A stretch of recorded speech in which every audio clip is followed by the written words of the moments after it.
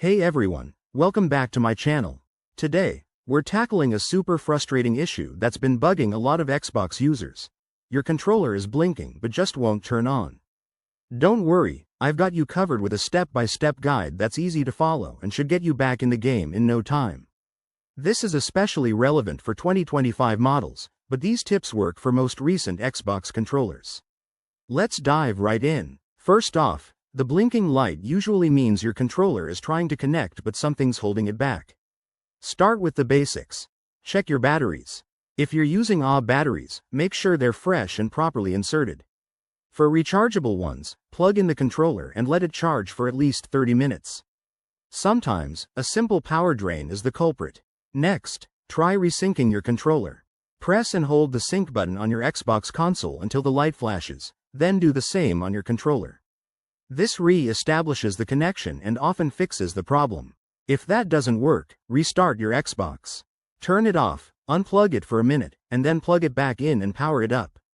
This can clear any temporary glitches in the system. Now, let's get a bit more technical.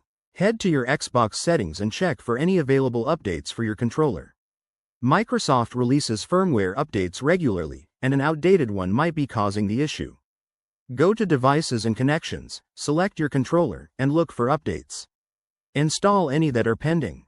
If you're still seeing that annoying blink, try resetting the controller itself. There's a small reset button on the back. Use a paperclip to press it for about 10 seconds. Then, pair it again with your console. Remember, this won't delete any data, but it's always good to back up just in case.